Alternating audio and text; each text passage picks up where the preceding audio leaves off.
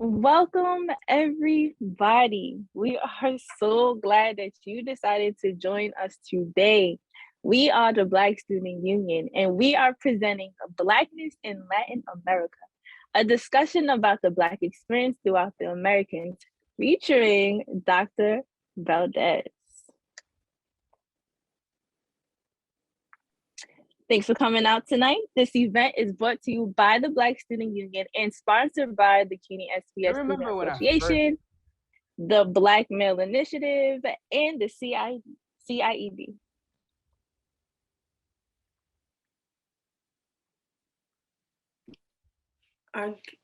Our guest for tonight is Dr. Vanessa K. Valdés. Our host for tonight is Asante Mitchell, our meetings and programs chair. The itinerary for tonight is the introduction of the dean, the introduction of our guest, a short video, an interview session, and a question and answer session. Hola a todos. Desde BSU nos gustaría darle la bienvenida a Jorge P. Silva Puras, el decano interino en CUNY SPS, la universidad en línea líder para estudiantes adultos. Dian Silva Puras ha trabajado con Universidad del Sagrado Corazón como rector y asesor presidencial. Fue el director del Sagrado Global y también un distinguido profesor de negocios y emprendimiento y profesor adjunto del emprendimiento en la Universidad Comunitaria CUNY Hostos.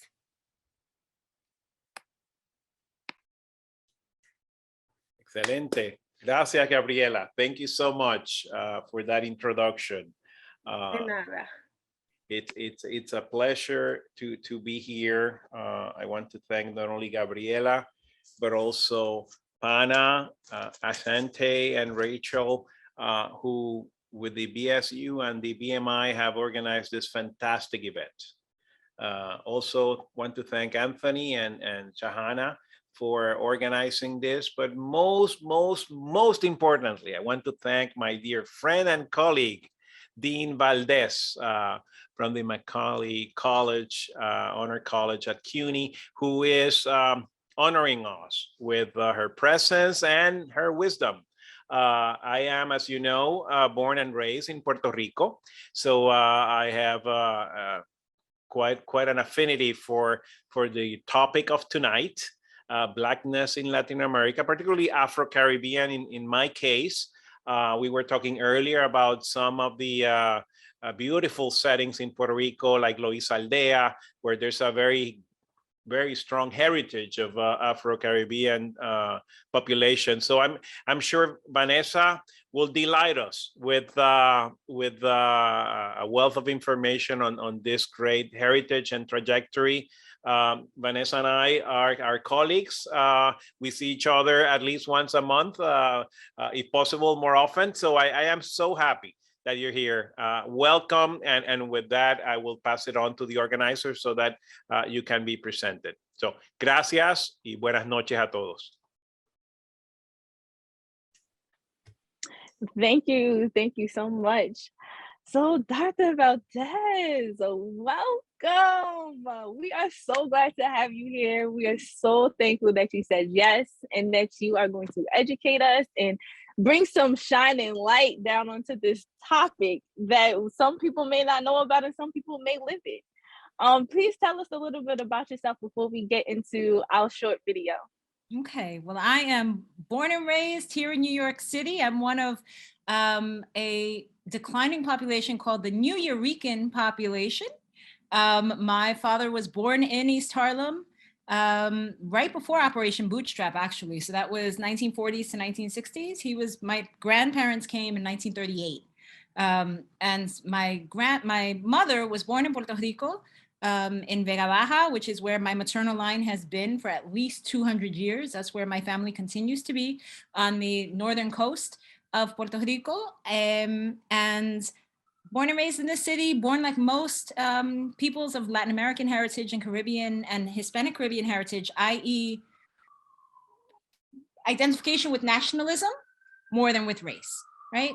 And then there came a moment when I was in college, and my third year of college, I took 2 classes that changed my life. One was Latino literature, where I read literature written by children of people who came from other places, right? Like myself, right? So Down These Meat Streets and Piri Thomas, Santa Maria Esteves, right? All these Latinx writers, Chicano writers and Cuban American writers and New Yorican writers had never heard of before. So that was a changing moment for me. The other class that was a change for me was Afro-Hispanic literature. And that is where I read literature written by people in Panama, Costa Rica, Ecuador, Puerto Rico, Cuba, these, saying very clearly, I'm Black. I know I'm Black. There's no, under cariño, under questions of endearment. Like, no, we might call each other negro y negra, but there's this pure acknowledgement of our history. And those 2 things opened my eyes, and I went to my family.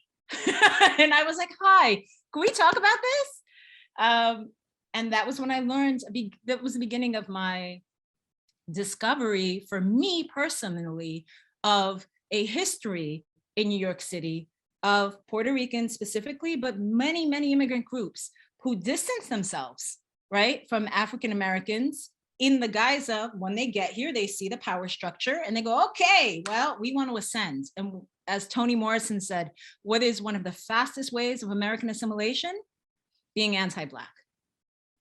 And so that is the reality. And so that is why, for me, this is a conversation that is necessarily about confronting head-on the pain of anti-Blackness and how it is foundational to constructions of nationalism throughout Latin America, right? I am not someone that denies this. I am not someone that's like, no, we're all okay. No, we're not. We know we're not, right? And so part of what I bring, as I gave a presentation once, and an older community member came up to me and she said, you a Trojan horse, huh? And I said, what, how, why? And they said, they look at you and they expect one thing, and then you gonna say some things. And I said, absolutely, because that we cannot heal unless we acknowledge a very painful past. And there are pasts and histories that throughout this hemisphere, we as people of African heritage, as people of African descent, as Black peoples, that we share across national lines. And then there are histories that don't get acknowledged, that are erased, that are marginalized, right? And so my purpose as an educator, one of my purposes as an educator and as a scholar, is to bring light to those histories. So that was a smaller, hopefully a good introduction. Before we start the video, I do want to thank you, Black Student Union, BMI, Jacqueline Tomlin, who you have been a constant contact for me. So thank you for that. Decano Silva Pudas, thank you for hosting me. All of you on this screen, thank you for joining us this evening, because this is going to be an open conversation, right? And this is I find that the quickest way to earn somebody's trust is actually to tell the truth. And so I'm all about truth telling. So I'm looking forward to this. Oh, thank you so much. I can't wait to unpack a lot of things that you said, but we're gonna watch this video and then we're gonna get right into this conversation. I remember when I first discovered what Black was, and then people kept calling people Black. I remember like Black, oh, he's Black, oh, she's Black. I'm like, Black? They're not Black, they're brown. They're dark brown, that don't make no sense.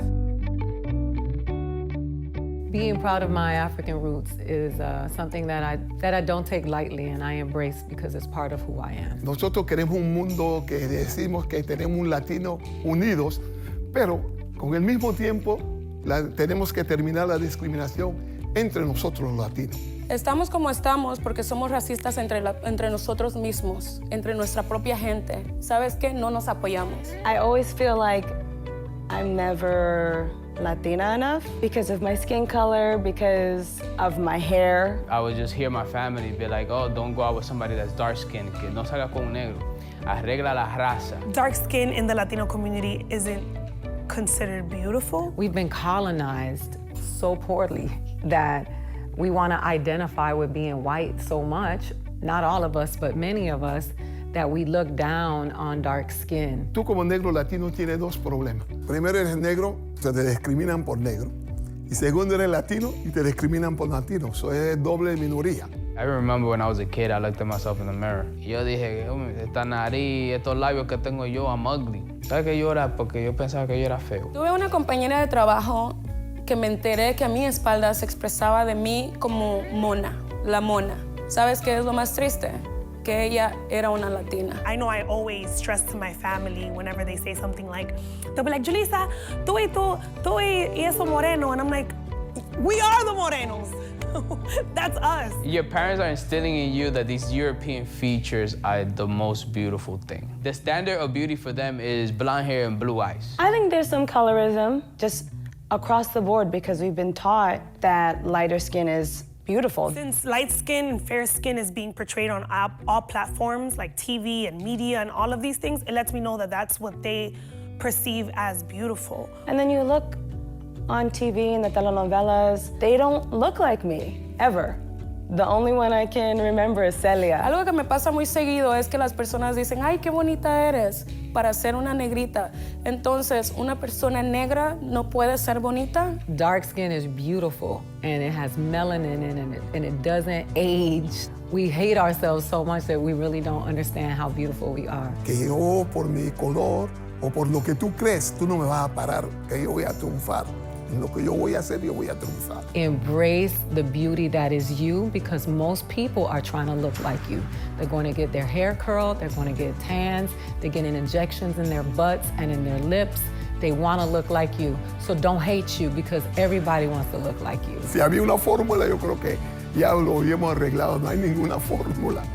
Tú como individuo tienes que enseñar a tu gente de ser orgulloso de ser lo que eres. Somos negros y debemos ser orgullosos de nuestra raza. And it's okay to be brown and dark, and it's okay to have beautiful big lips and features like this. It is okay. It is more than okay, actually, because the world changes and moves in different rhythms. And right now, people want to look like us. That's what I would say. ¿So regreso? Okay. Corte. Yes. Okay. How did you feel about the video? That was me. Like, That was you. right here. Yeah, and part of that, you know what, like, you want to get anybody really talking about something, talk about hair, right? And like the history of hair and the history. It's so interesting. I have multiple thoughts. One, yes, to all of that. Two, what I've started to tell my students in particular for the last few years, right? Particularly when I became the head of the Black Studies program at the City College of New York, when I started teaching Black Studies 101, right? You know, I would inevitably get pushback, right? Because why is somebody that looks like me with that last name, why are you teaching Black Studies, right? What's happening? You know, and part of that for me was, and I have the responsibility to make transparent that Blackness is not solely in the United States, and it's not solely in Haiti, and it's not solely in Jamaica, and it's not solely, i.e., it's not solely in places where either in this city we go, okay, if you're from the Caribbean, if you're from the Anglophone Caribbean, check, we got that, right? Jamaica, Barbados, West Indies, like, yes, right? If it's a language issue, right? So English, okay, that's conceivable. We go French, okay, well, Haiti and Martinique and Guadeloupe, okay, no question. Nobody questions Blackness. Spanish. Spanish is the key. And here's the issue, right? The issue is, what is the history of Spain and people's, and not only the fictions that were on that peninsula, on the Iberian Peninsula, that then get transferred, right? And then get perpetuated for generations, for hundreds of years, right? Because Spain has its own issue with whiteness and Blackness, right? That's its own, you know, they have their own complex. in relation to Germany, in relation to England, right? So that whiteness is already suspect, partly because of 700 years of both Muslim and Jewish presence. So now you have those complexes, then they come and explore, right? And take over this entire hemisphere, right? And they do so, and I say the entire hemisphere because we don't think about that. We don't think about this land as being Spanish before it was English. Before 1619, there was 1492. And trust that from 1492 to 1619, there were people coming, right? It's just that we don't study those histories. So, you know, what I have started to say when I hear those kinds, the legacies of this, the pain, the legacies of this hurt, right? So you have, I wrote a book on Arturo Schomburg, he of the Schomburg Center for Research in Black Culture, called Diasporic Blackness. Arturo Schomburg was somebody that suspect on both sides. So Puerto Ricans who would write about him would go, oh, historic prior to my book, well, he abandoned Puerto Rico and he was hanging out with them, capital T, them, right? African Americans would go, our Harlem Renaissance person, and completely erase that he was from the islands, right? Completely erased. So you go, hey, Harlem Renaissance, the Negro digs up his past, whatever. He was 50 years old when that hit. What was he doing his first 50 years? Oh, he was in Puerto Rico and St. Thomas and St. Croix, because his mother was from St. Thomas and St. Croix, and they were part of the Danish West Indies, right next to Puerto Rico. Okay. Oh, and he comes at 17, and he's part of something called the Liberation Movement, because there were Black Cubans and Black Puerto Ricans in New York City who had been exiled from those islands, fighting for independence from Spain. And Arturo Schomburg is right up in that at 17 to about 24 years old. And then he starts being part of all these different groups, including the Prince Hall Masons.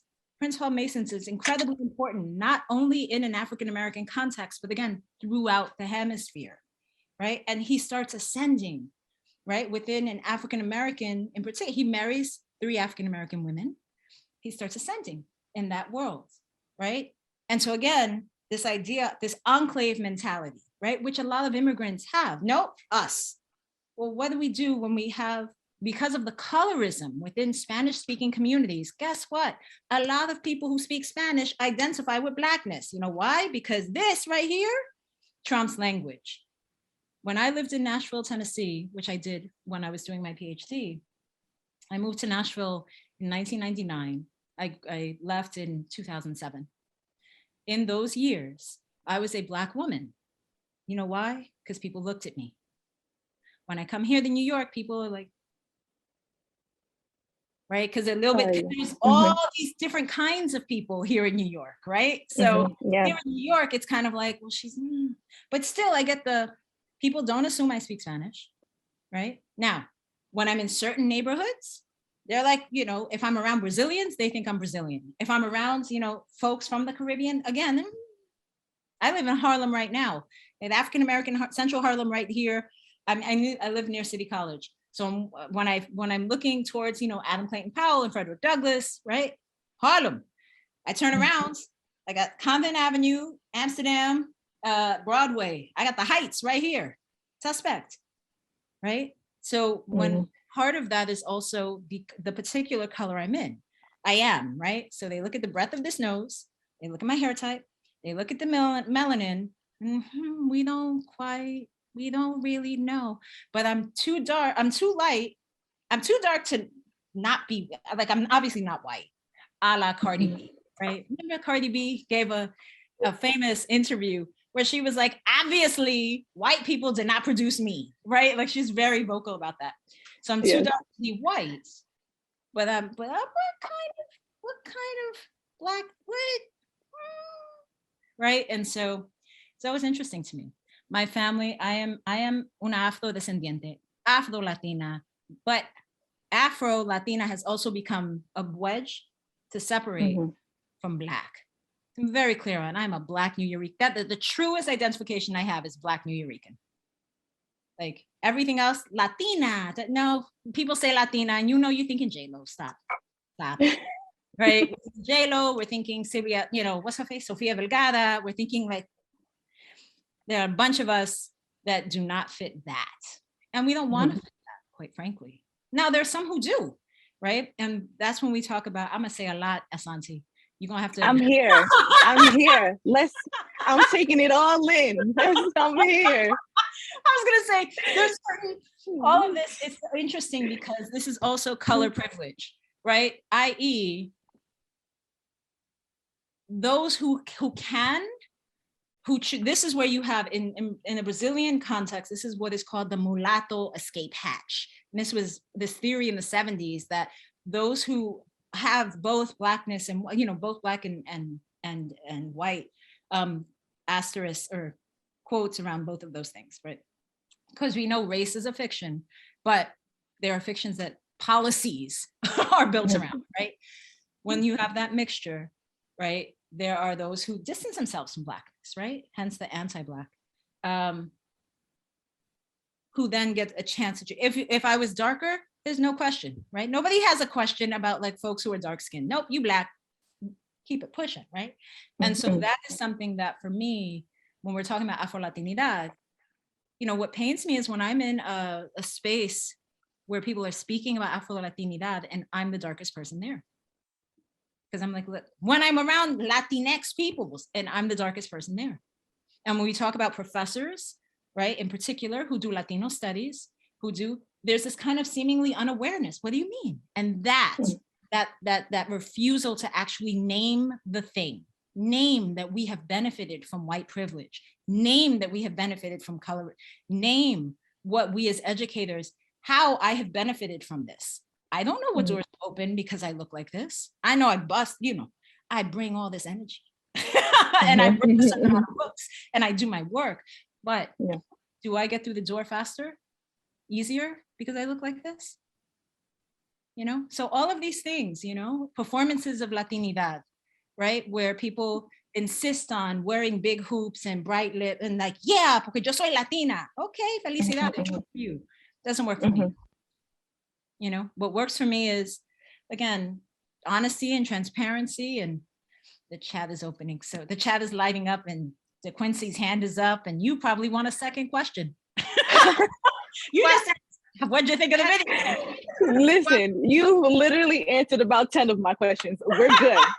We're good. Don't even worry. But do you know when the term Latinx began being used?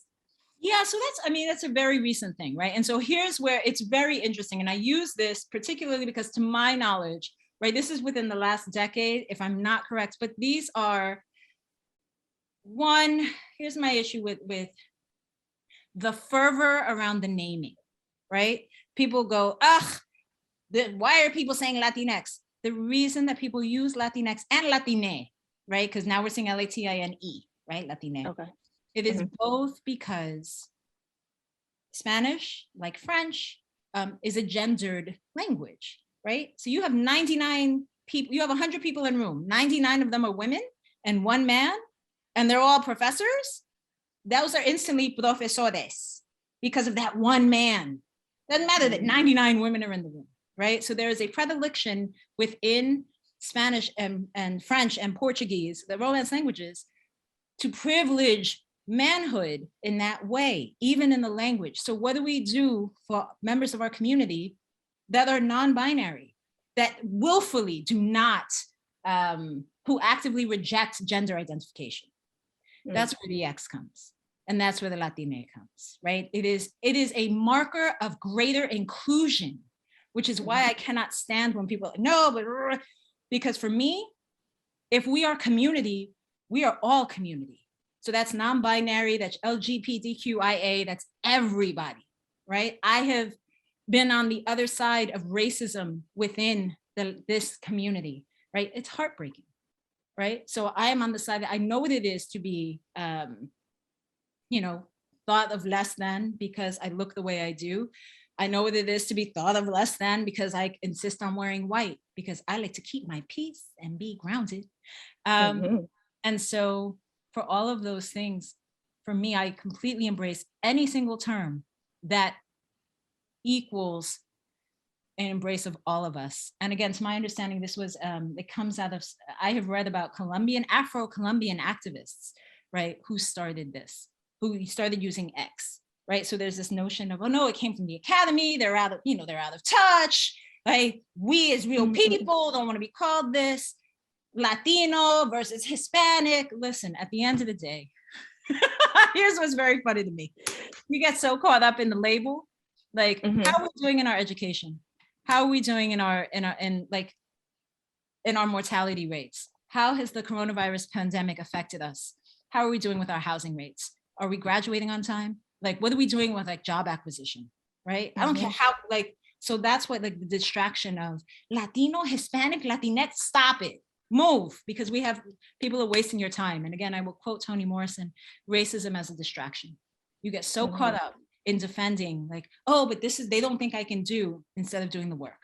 There will always be people who are going to try to distract us. We got to figure out what the work is and get to that. Yeah. You mentioned two things. I'm going to try to get to it because I need the tea. So one, you said that 2 classes that you took actually started this fire for you. Yep. Shout out to those classes, because then look where you are now, right? Yep. I want to ask, is there something that you can share specifically from those classes that can inspire the students and the faculty that's here today to really voice how they feel when it comes to something that they're passionate about, especially when it comes to something so sensitive as the Blackness in the Latin community? Yeah. So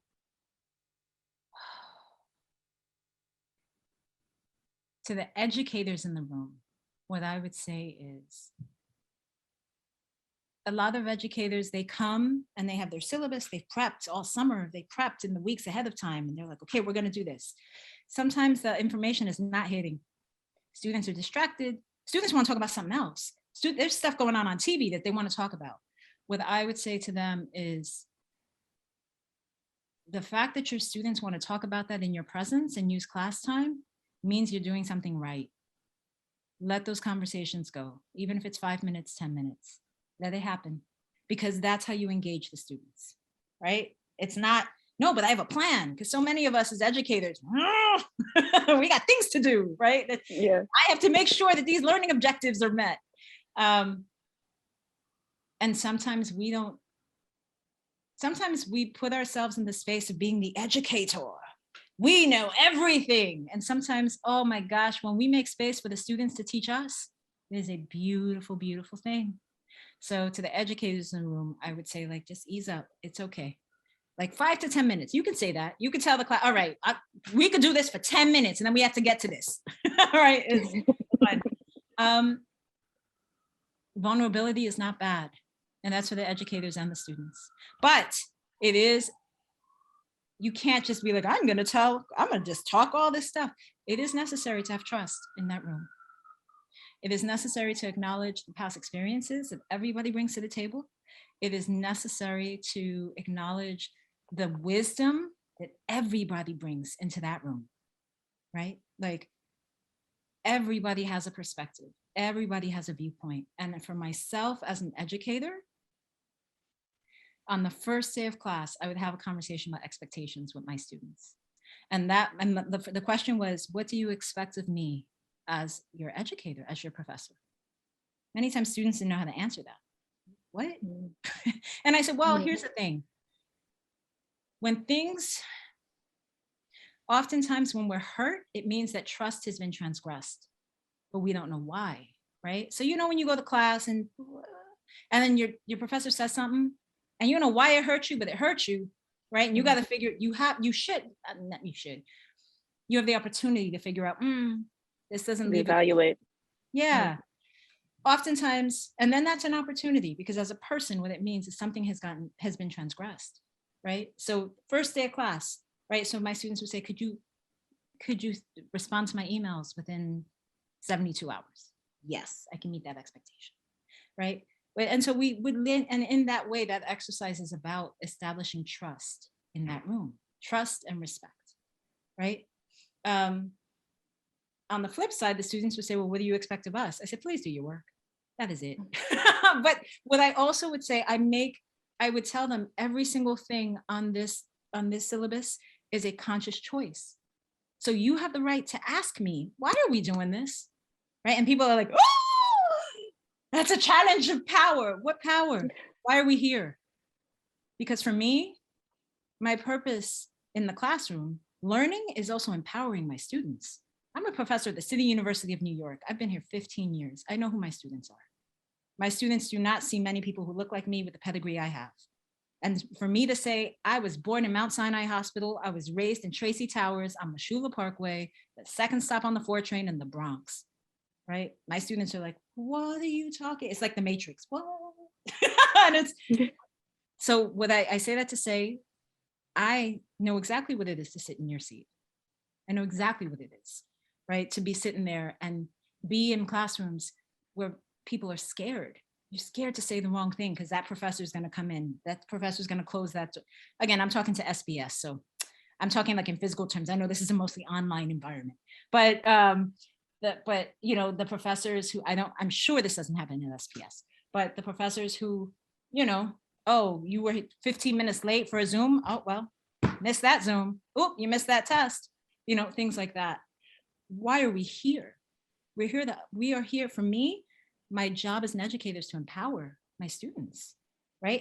That's a learning objective in every class that I've taught, is to develop not only the critical thinking skills, but to develop the confidence of my students in what they are reading and how they think of themselves as scholars, right? And so those are things that for both audiences, right, I think about, because ultimately, you know, education changed my life.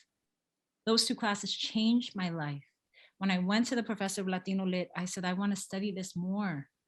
And he said, oh, you should get a PhD. And I burst out laughing. Who's got a PhD? I'm a first-gen college student. That means I'm not going to law school, med school. That's it. Those are my options. So I figured that, you know, I can talk law school. Fast forward, I took him up on his offer. I applied to his school because he was a visiting professor. I applied to his school and got into a PhD program. What? It's ridiculous. I was 20 years old. Are you kidding me? Because I graduated early from college. I went to the same college as your dean.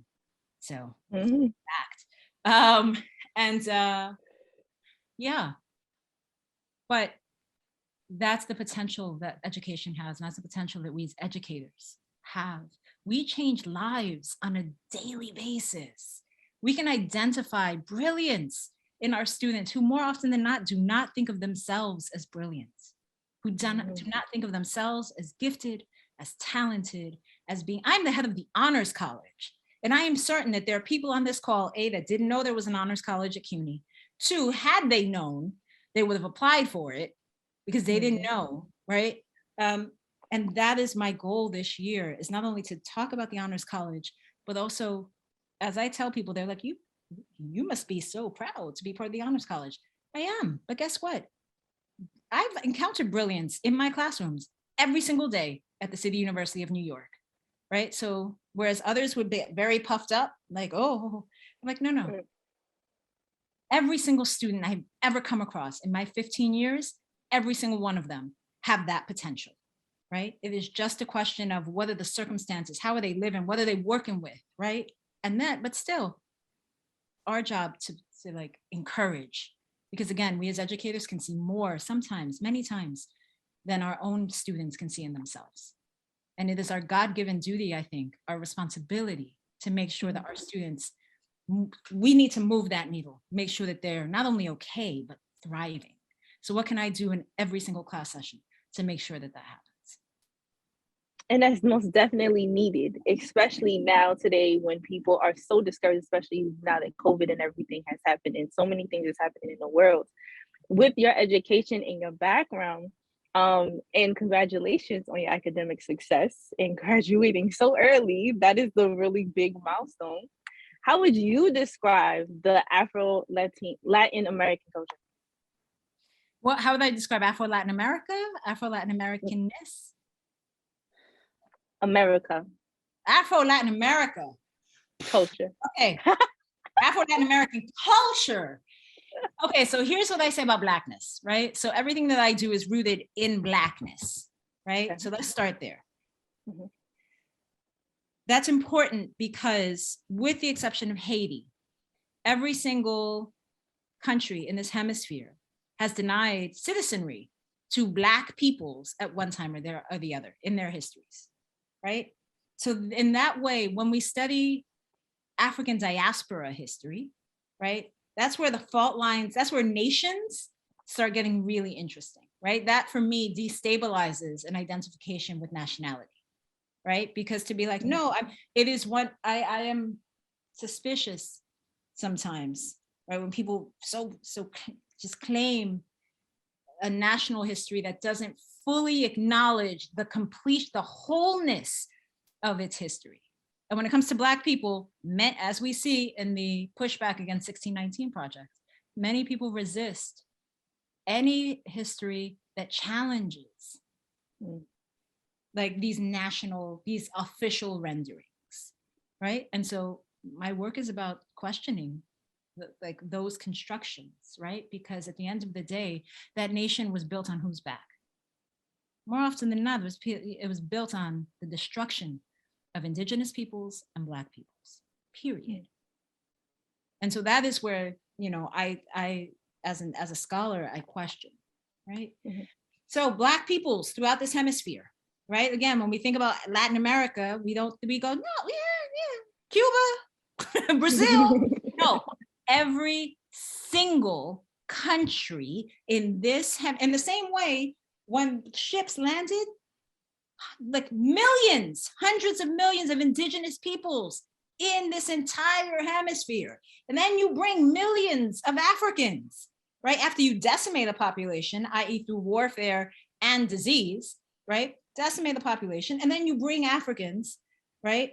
And then again, millions of Africans throughout, 95% of, and this is not to say that the history of Africans in this hemisphere starts with enslavement. I want to be very clear on that. But written history, right? Or at least the history that they perpetuate, because there were free Black peoples on Columbus's ships. There were free Black peoples on Pizarro's ships. There were free Black peoples on Hernando Cortez's ships to Mexico. Always been free Black peoples. So let's be very clear about that. But so enslavement, our history does not start with enslavement. Our history in this hemisphere, it is a marker, it is a sad and tragic hundreds of years, the transatlantic slave trade. But every single country in this hemisphere is built by Black peoples and Indigenous peoples. Okay, every single one. So when you meet people who are like, there are no Black people in my country, when I've taught Afro-Latin American history, right? When I've in the City College of New York, I would have students from Mexico, Ecuador, Colombia, the Dominican Republic, you know, occasionally some Puerto Ricans, again, declining population, Colombia, right? And their final projects, I would always let them choose their final projects, and more often than not, they chose to write about their own countries, and they would go, I didn't know this. I go, I know, I know. Now let's talk about the selection process by which we figure out what we teach in schools, right? So Afro-Latin American, Afro-Latinx, Afro-Latin American culture is that which everybody dances to all the time, period. It is Black, it is African culture. It is that percussion that unites folks. You could call it reggaeton, you could call it song, you could call it tango, you could call it all. Black peoples have invented all of that music. That is Black music, period. What the problem is that more often than not, when we talk about culture, that's where Blackness gets segregated. That's acceptable, right? Celia Cruz, yes, right? And you go, okay, what about the rest of Cuba, right? When we look about sports, when we look at music, we look at dance, we look at entertainment, that's where you see the segregation, right? That's acceptable. We will have summer festivals this year, you know, second week of June, Puerto Rican, you know, the National Puerto Rican Parade, okay. And there will be somewhere, somebody dancing, there's gonna be a group of people dressed in white, and they're gonna be dancing, and there's gonna be skirts, and there's gonna be percussion, right? Fast forward to any space within like a Spanish festival or Hispanic Caribbean festival, like the Afro-Latino, same thing, and that's fine. And people don't actually go, do you know what that is? They are calling their ancestors. That's a spiritual practice right there. That bomba y plena, that's spiritual. Guess what? When you're doing capoeira, that too is spiritual. There's a reason they're in the grounds. Guess what? You know those religions that you want to reject, i.e. voodoo and santeria, because no, we don't talk about that. But your grandmama did, because that's how you're here. Because your grandmama, I promise you, she was doing those floral baths. She was praying for you, and you didn't even know that. That is knowledge that is what has undergirded our communities for hundreds of years. Black knowledge, Black wisdom. And the fact that it has been distilled to a moment of, yeah, let's go take a capoeira class, and you don't feel that the ancestors are surrounding you, different conversation. So I have another question. It's so impactful. It's so much I want to ask you. Okay, so you mentioned, we talked about getting knowledge from education, from schools, from institutions. Okay. What's your take on getting knowledge from family? Because I know you mentioned that once that was exposed to you, you went back to your family and you asked them about your history, and then that was able to start drumming everything up. So for our audience here, what is a suggestion or a tip that you would give for someone who's trying to go back into their culture to try to understand more so where they come from? To be prepared for answers that you don't want to hear, to be prepared for inconveniences, to be prepared for hurt, right? So here's what normally happens when we talk about an embrace of Blackness, right? Within Latin American culture, Caribbean, Hispanic Caribbean culture, right? So you get someone that, no, pero yo soy negra, right? I'm Black, right? And then they go talk to their grandmama, their grandmother, who comes from a context in which, again, foundational, your grandmother she's not reading African American literature or Afro-Latino literature, right? Like, she's not in those schools. So then they go, no, don't hang out with those people. No, don't do that. Don't do X, Y, and Z. And then people come away hurt. No, my grandmother's anti-Black. So then there's a moment of, okay, one, what is our ego? What's the role of our own ego in trying to impose our understanding, our wokeness on our older generation? Let's just start there. Or do we just go, now the flip side of that is, like, I get that people don't want to go, they old. Right? You don't want to do that either. They cultured. Yeah. Hey, it's what you gotta find what brings peace to you, right? Because these people still love you, because your grandmother, who, might irritate you in that way, is the same person who at the drop of a hat would light a candle for you, or will pray for you, or so as human beings, where do we be at peace, right? It may be that, like, that might be, it's uncomfortable, but like, say, your grandmother or an aunt or your uncle, so I have found, in my family, we have those conversations, and I've heard those messages. I didn't hear the mejorar la raza, which is bettering the race. I didn't hear that. Both my parents are darker than I am, but I was, because by virtue of being educated, right? And loving education, my siblings were like, oh, you probably gonna say white, because that's the only people that are gonna have you. Because those are the only people that are gonna have you. Let's think on, what are we saying about our own culture? Yeah. Right? Like, dang. So we have to think about that, right? Like, and so it can be a painful journey, because you're gonna hear things that maybe you don't want to hear. But by the same token, I don't, just as a human being, I don't try to convince anybody of anything. In my classroom, I ask, first of all, I ask my students, read the work, my expectations, read the work, come prepared to discuss. That's it. And then I go, okay, what are quotes that resonate with you? Because more often than not, that's really interesting to me, whatever resonates with my students. And then they think what they're going to, then it's kind of, okay, great. It's, for me, what's more important is that kind of self-discovery, because ultimately what I hope to create in my class or inspire in my classroom is lifelong learning, not one that is predicated on a college degree, right? So it's the reason why the way that I teach is meant not as memorize these dates, but what resonates. Because 5 years, 10 years from now, 15 years from now, right? Somebody will go, what was her name? You remember? The one in white, remember? Right? And even if they don't remember my name, but they'll remember how they felt in my classroom, a la Maya Angelou, whose birthday was yesterday, because I'm calling all the ancestors. But they'll also remember what they learned in that way. So yeah, just be gentle with your families, and be gentle with you, because you may come and be like, raw, you want to yeah, this is who we are. But we challenge particularly our elders, and challenging our elders, right, with these, for them, these newfangled Latinx, what's that?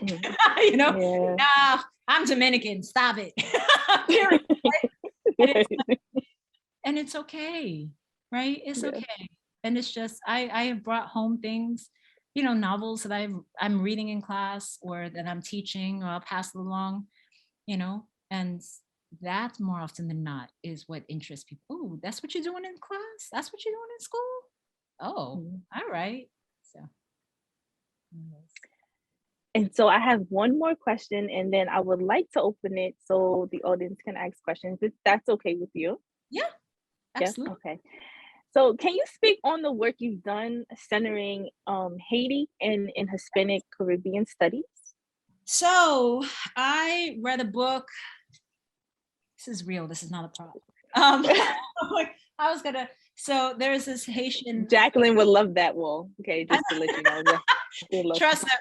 So when I was in my office at City College, that would, my students would come for office hours, and then they would just, this is a pandemic reality. This is what happens when, libraries shut down, classes, everything shuts down. And I go, but I write books.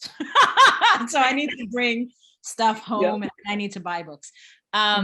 Miriam Chancy is a professor out in California, and she wrote a book about women novelists in Haiti and Cuba and the Dominican Republic. And in the introduction of that book, she took on Latin American studies as a discipline and demonstrated amply, for me, really persuaded me that you can tell, one of the ways in which you can tell, you can speak about the anti-Blackness of the field of Latin American studies is not only where do they talk about Blackness in general, but how they treat Haiti specifically.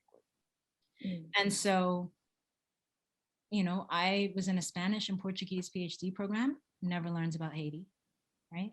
And so I thought, okay, that's, because it's French and Creole, I get that, language-based, okay. But that criticism stuck. And in writing about Arturo Schomburg, one of his main parts of his collection that led to the founding of the Schomburg Center, right? It was the 135th Street branch, but they bought his collection, his private collection. He had a great amount on Haiti and Toussaint Louverture and the Constitution and all these things that have to do with Haiti, right? So I remember writing that in my book. I was writing that in the conclusion of my book. And when you write an academic book, you submit the manuscript to the press, they send it to at least 2 people who have to sign off on, this is, sound, a good argument, whatever. And so both people said that, the book was great. And then one of them said, I don't know about this Haitian. Why would you confuse people like that for talking about Haiti? Okay. My first book, the first book that I wrote, Oshun's Daughters, is about representations of Regla de Ocha, of Santeria and Candomblé by women writers. And when I was talking about that book, people would be like, why don't you include voodoo?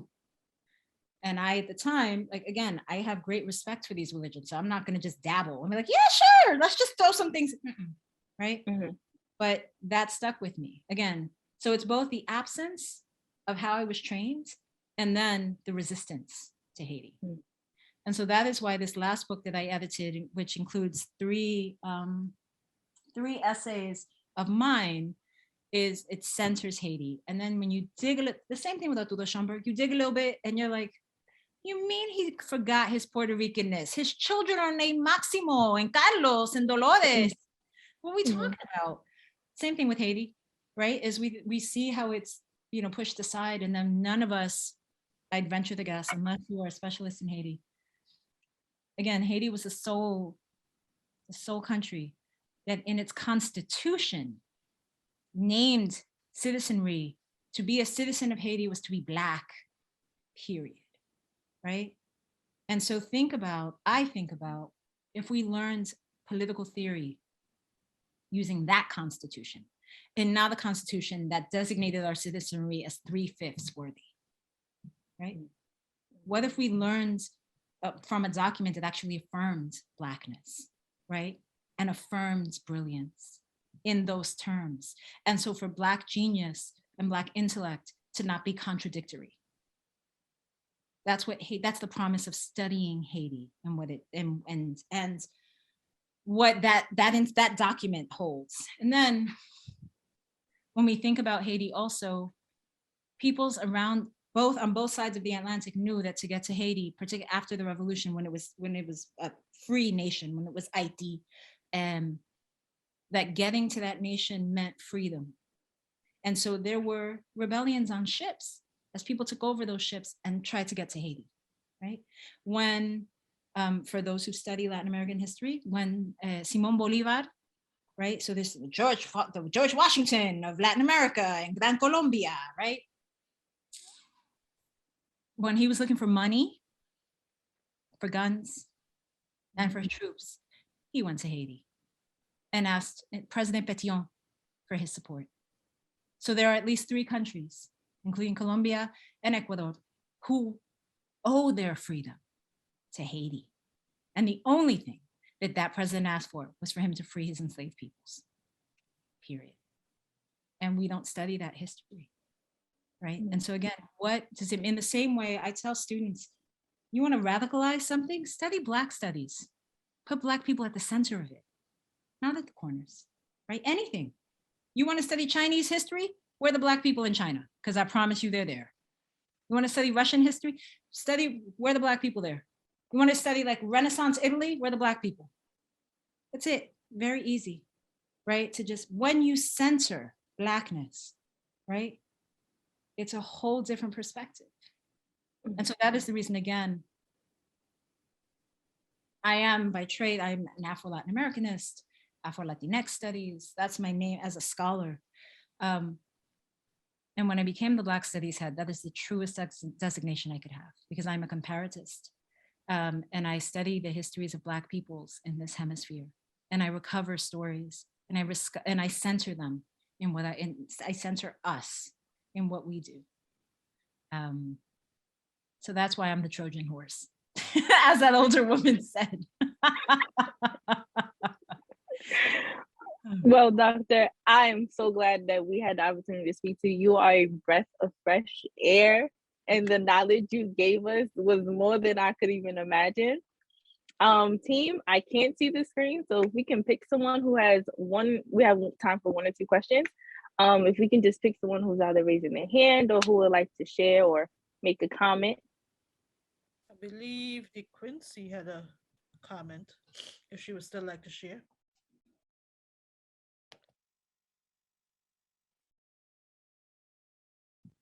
Is she still on? Don't think so. Well, I would like to say that this was very informative and eye-opening, and I appreciate all the comments that you made, and the fact that I was able to write down a couple of names of the books behind you to add to my reading list. Because it's going to be a busy summer between what's behind you and all the lists that Jackie sends every single week. I'm going to be busy this summer, getting my knowledge on. Let's hear from Peter. Hi, thank you, Dr. Valdés. This was amazing. I was gonna ask, as someone who would like to start their journey on learning like more and educating themselves more, what are some materials that you would recommend to like start a way to do this? So Peter, where's your family from? What country? Puerto Rico, and I don't speak Spanish. Guess So what? there's that. That is the reason why I claim New Yorkerness more than Puerto Ricanness. Because again, when we talk about the heartbreak of the Puerto Ricans, Puerto Ricans will let you know right quick, right? Again, that islands and, diasporic divide, there's some who are like, no, we are diasporicans. We're all, if you, the way that I situate the New Yorican community in particular, when I speak to different groups, particularly, my students again are from throughout Latin America and the Caribbean, Puerto Ricans become the laughingstock, right? Ugh, they don't speak Spanish. I go, well, now the Puerto Ricans are third, fourth, fifth generation. So when we talk about German Americans, who've been here for that long, we don't turn and go, hey, do you speak German? Right? And they're like, oh.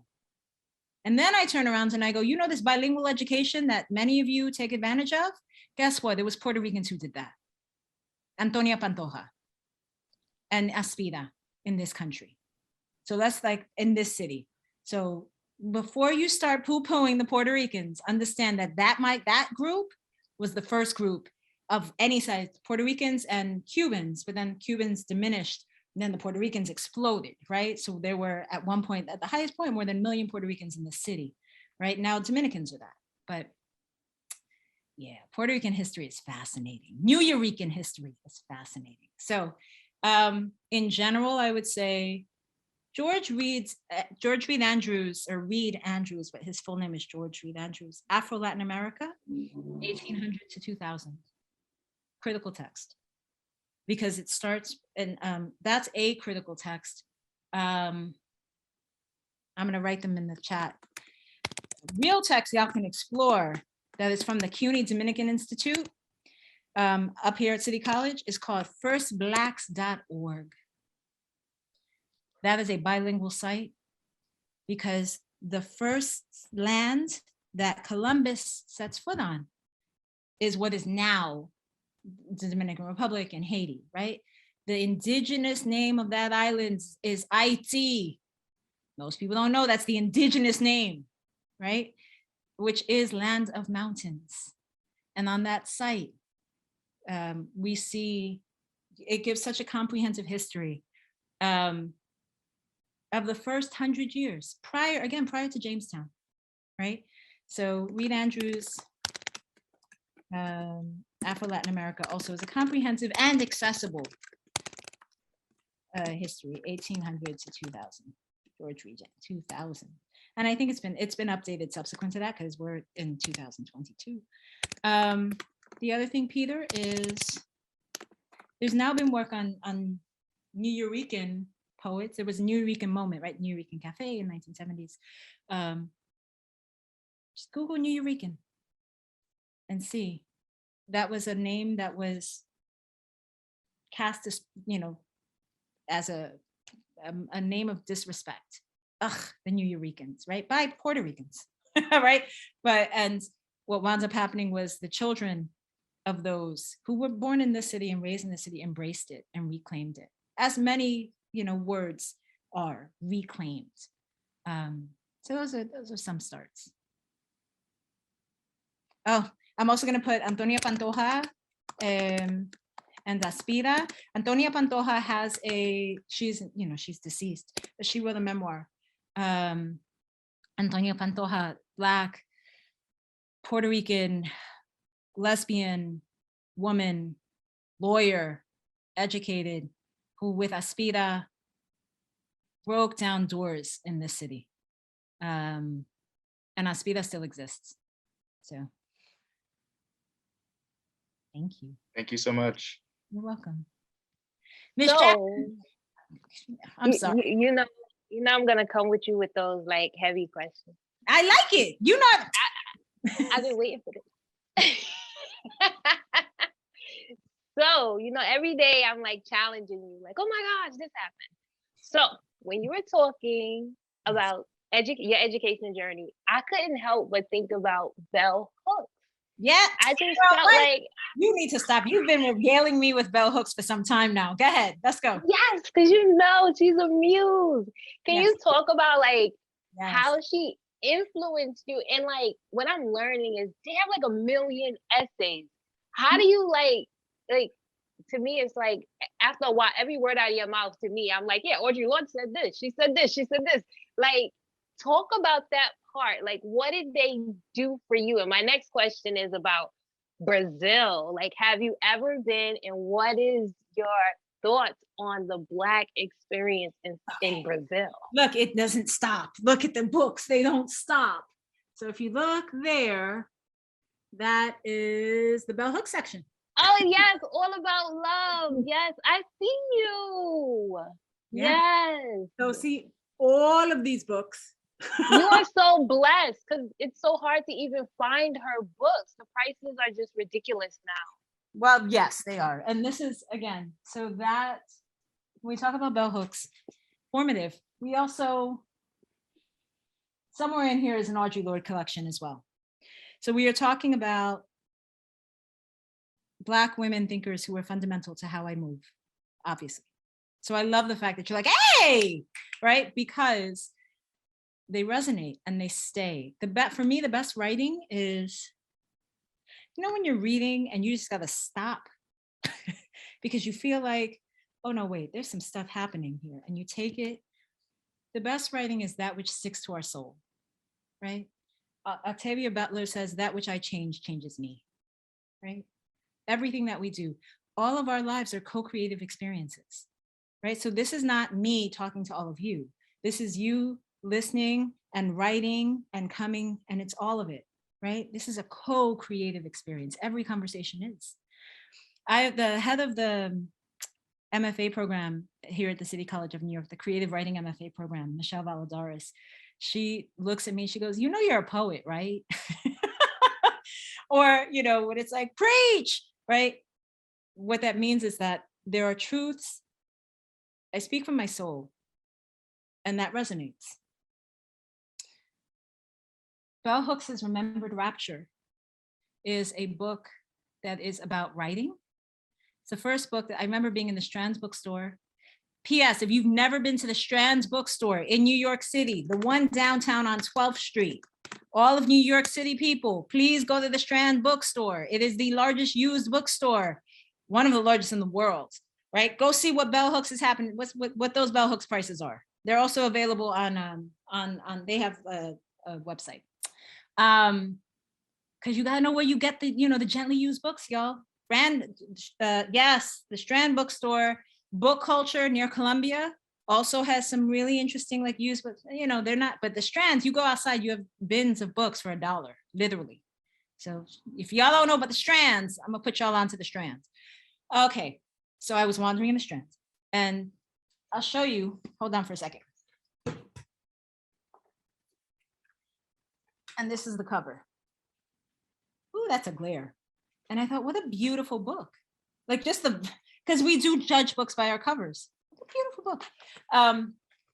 And it's called The Something is the Writer at Work. And I got that book when I was right before graduate school. And I didn't think of myself as a writer, but I was interested in how she was thinking about it. Half of this book is about the work of writing. Half of this book is her eulogizing her Black feminist friends who had died early because of illness. And I was just starting grad school. And I made a vow to myself that the academy would not make me sick. And that is the beginnings of wellness for me, right? And then I just read the rest of her work. And you know, what resonates with us sticks. Audre Lorde sticks, Octavia Butler sticks, Toni Morrison obviously sticks. And more often than not, for me, it's the essays. That's what resonated more, right? So, you know, Toni Morrison, if you have not read Toni Morrison's Sula, for example, that's a novel, but if you have not read that testimony to girlhood and friendship, right? Because most people, they've read Beloved because they had to, or they've read The Bluest Eye because they've had to, you know, read Sula. Right? And particularly as women, if you identify as a woman or as femme, and read that testimony, right, to that universe that she creates.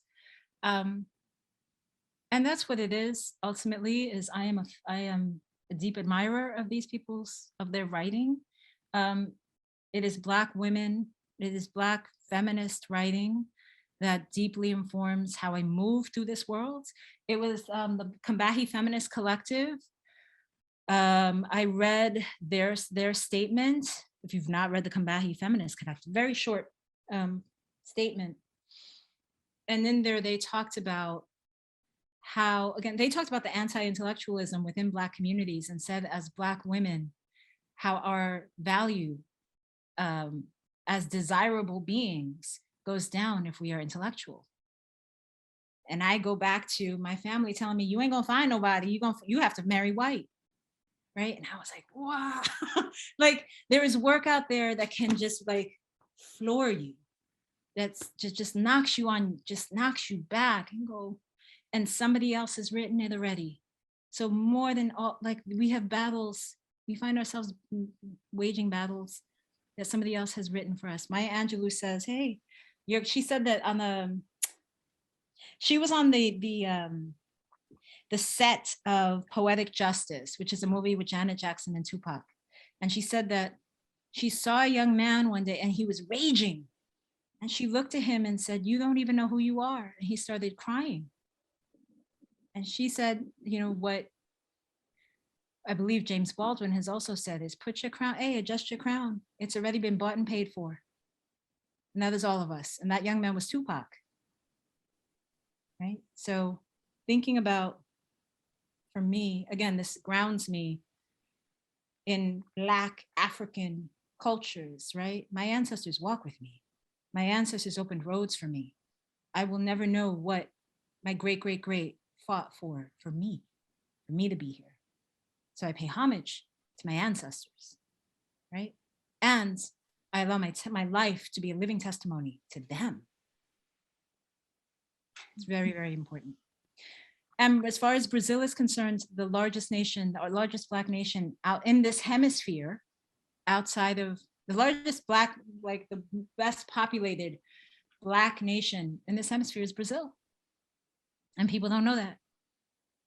And right now there is a surge in Black pride, Black power, right? And so again, reading Black, for me, it's reading the work of Black intellectuals, reading the work of Black writers, reading watching the work of Black documentarians, Black filmmakers, Black creatives.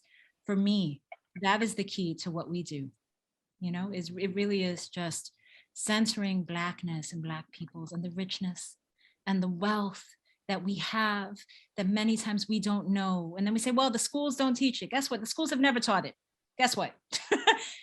Riddle me this, right? In the aftermath of enslavement, which happens again throughout this hemisphere, not just in the United States, Black peoples, we have always taught each other, always. We have always shared books with each other. We've taught each other to read. We've taught each other to write. We've taught each other our histories. We have maintained our histories. Arturo Schomburg's most famous piece is called The Negro Digs Up His Past. And he's talking about like the need to recover our histories for ourselves. And educational, there are very few institutions that will do that. So it's incumbent upon us as individuals to do that work. Dr. Valdés. Yes, ma'am. Thank you so much for sharing. We are so glad that you were able to come today. Thank you everyone who showed up. Please stay tuned for the other events that may be coming this week and throughout the rest of the semester. And you guys have a great night. Thank you all. Thank you, Vanessa. Gracias. De nada. Que lo pasen bien. Good night, everyone. Take good care of yourselves. Thank you. Bye. Thank you for coming. This was like church. I'm so excited. Whenever you want me, y'all. It's not the last time.